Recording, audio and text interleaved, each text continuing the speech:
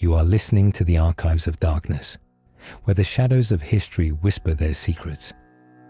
Content warning. This episode contains detailed accounts of child murder, cannibalism, and psychological cruelty. While the narration avoids gratuitous detail, discretion is strongly advised. Listener caution is recommended. He appeared so ordinary, a small, frail man with thinning grey hair and the polite manners of an aging gentleman. To the casual observer, Hamilton Howard Albert Fish seemed almost pitiable. But beneath that quiet exterior hid one of the most depraved minds in American criminal history, a man whose crimes blurred the line between insanity and pure evil.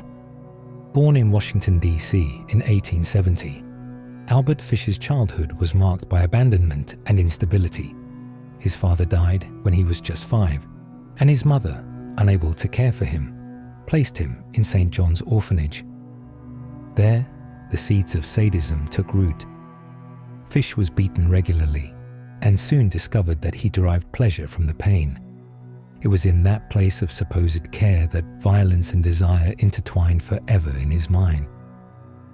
As a young man, Fish moved to New York City, working as a painter and handyman. Outwardly, he lived a life of meager simplicity.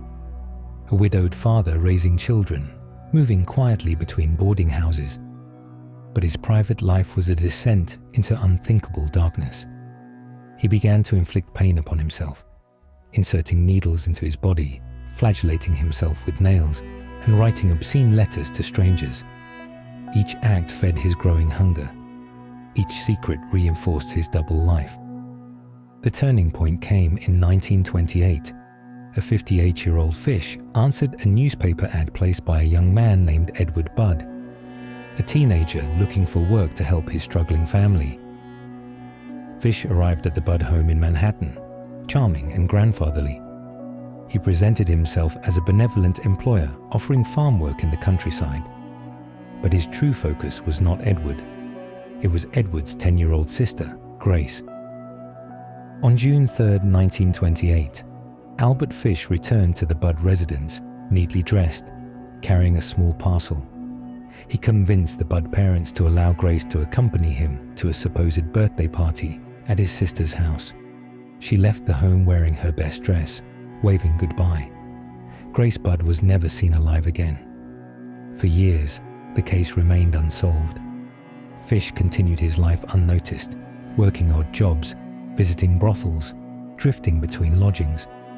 But in 1934, 6 years after Grace's disappearance, the Budd family received a letter. Written in a trembling hand, the message was horrifyingly detailed.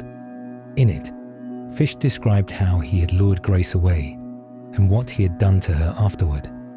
Though the letter was filled with delusions and contradictions, one thing was certain: its author was deeply disturbed and likely truthful. Detectives traced the letter's stationery back to a boarding house, where they found Fish waiting calmly. When questioned, he confessed without resistance. "I never could help myself," he said softly. He spoke of voices from God, commanding him to harm children, of saints, devils, and redemption through pain.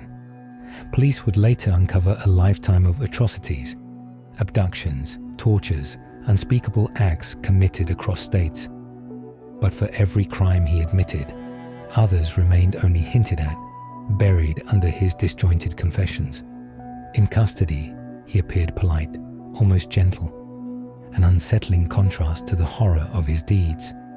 Albert Fish was declared sane enough to stand trial. During proceedings in 1935, his defense argued insanity.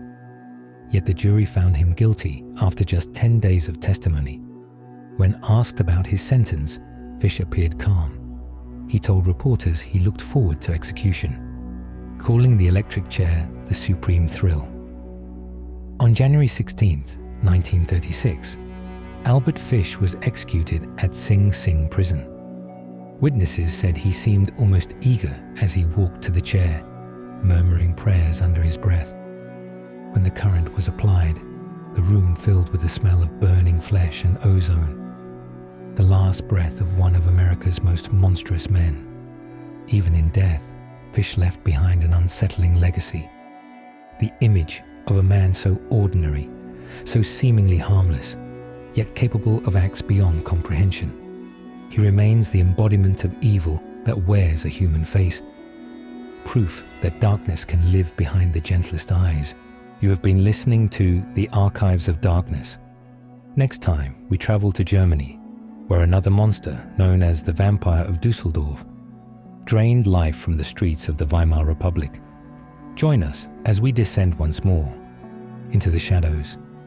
If you found this episode compelling, please subscribe to The Archives of Darkness and keep the flame alive for our next descent into history's blackest corners.